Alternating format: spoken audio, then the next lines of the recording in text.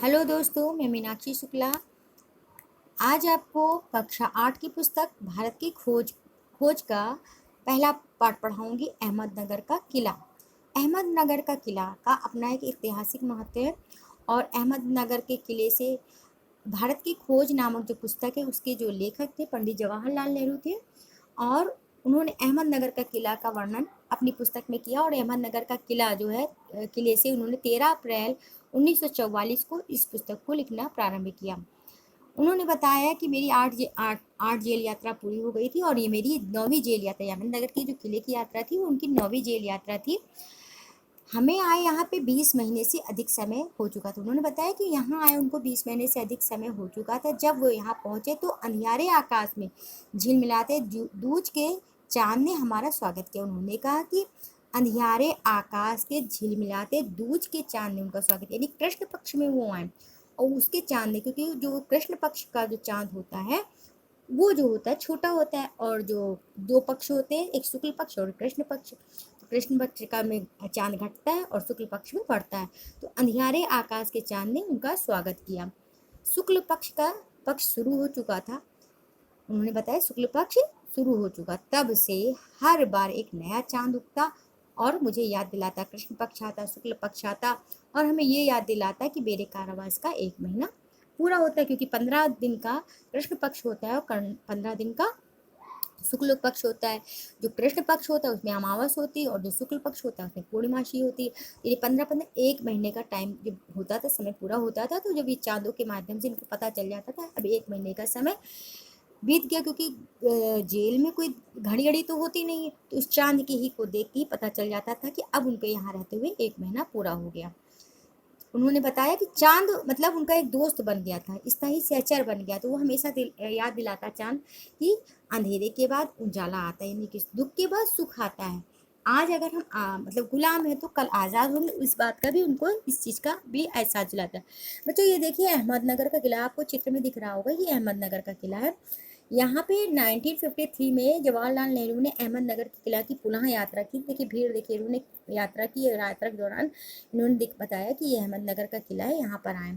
फिर आगे देखिए, ये आपको रूम नंबर 8 लिखा हुआ दिखाई दे रहा है और रूम नंबर 8 से ही पंडित जवाहरलाल नेहरू ने 1942 से 1945 के बीच में इनको यहाँ रखा गया और यहीं से इन्होंने अपनी पुस्तक लिखी। देखिए रूम नंबर 8 लिखा है ना, ये यहीं से इन्होंने पुस्तक लिखना अपना शुरू किया। उसके बाद आता है अतीत का भार। अतीत का भार का मतलब क्या होता है?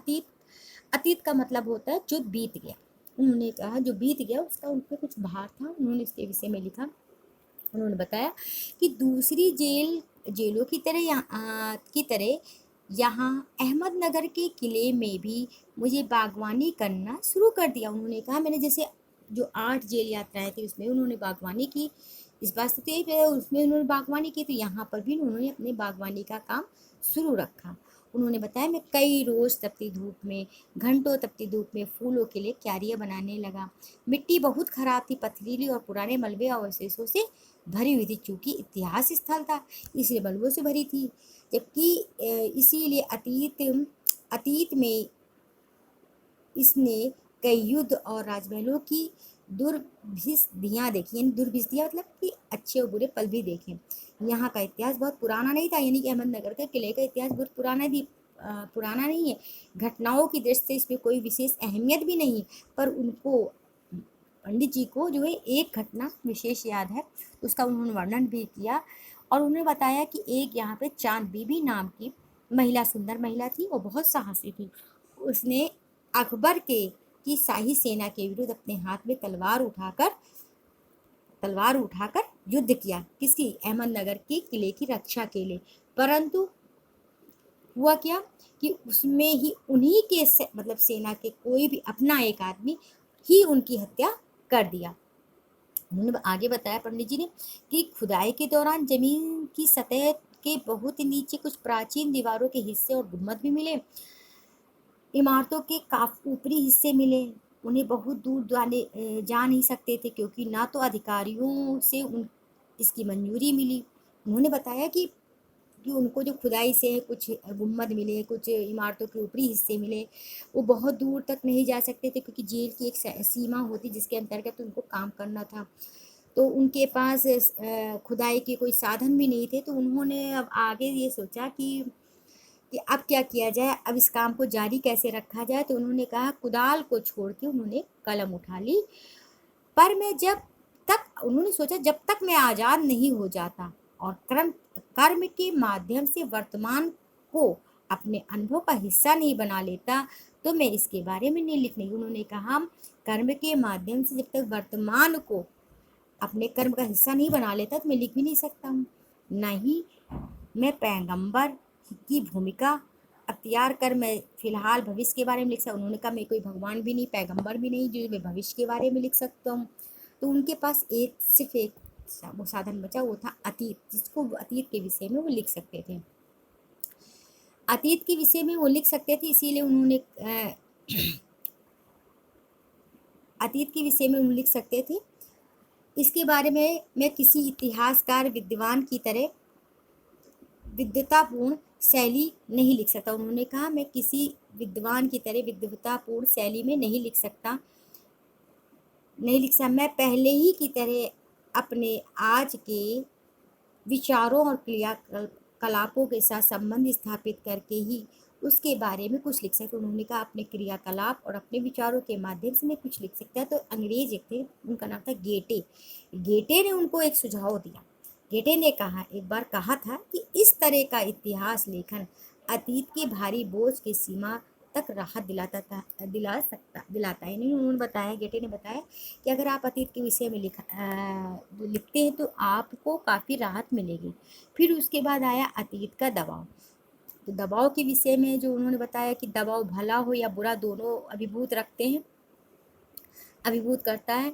कभी कभी क्या होता है कि दबाव की कोई मतलब दबाव अच्छा भी हो सकता है, बुरा भी हो सकता है, दमघोटू भी हो सकता है, ख़ास तौर पे उन लोगों की जिनकी जड़ें बहुत पुरानी सभ्यताओं में होती हैं।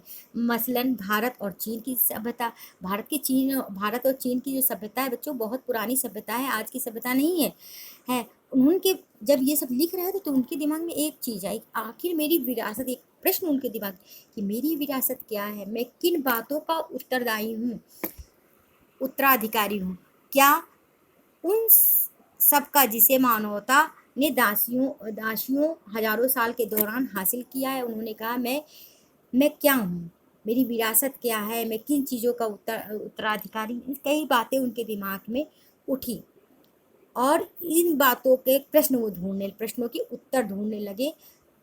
तब उन्होंने क्या बताया कि उनकी विजय के उल्लास का, उनकी पराजयों के दुखद यंत्रणा का, मानव के उन हैरत अंगेज साहसिक कार्यों का जिनकी शुरुआत युगों पहले हुई है, जो अब भी की जाती है, जो अब भी जारी है और हमें आकर्षित करती है। उन्होंने कहा, मैं किस चीज़ का उत्तरदायी हूँ, जो हमारे मतलब बुजुर्ग छोड़ गए हैं उनका, कि जो अभी प्रेजेंट टाइम पर उसका मैं किस चीज़ का, मुझे कुछ नहीं मालूम, मतलब किस चीज़ का मैं वो है, उन साहसिक कार्यों के जो शुरुआत हो चुकी युगों पहले हुई थी और जो अब भी जारी हो, उनको आकर्षित करती थे। मैं इन सब का वारिस। उन्होंने कहा, मैं वारिस मतलब कि उत्तराधिकारी और वारिस, ये दो चीज़ें होती। वारिस वो होता है जो कुछ जैसे किसी की ज़मीन है, जायदाद है, उसका वो वारिस है, मतलब है, तो उसे वारिस कहते हैं। है तो उन्होंने कहा, मैं इन सब का वारिस हूँ, जो साथ ही में उन सब का भी जिसने पूरी मानव जाति की साझेदारी है। हम भारतवासियों की विरासत में एक खास बात, उन्होंने कहा, भारतवासियों की एक खास बात है जो अनोखी हो नहीं है, क्योंकि कोई व्यक्ति औरों से एकदम अलग नहीं होता, मतलब सब मिलते जुलते होते हैं। अलबत्ता एक बात हम लोगों में विशेष रूप से लागू होती, जो हमारे रक्त मांस अस्थियों में समाई है।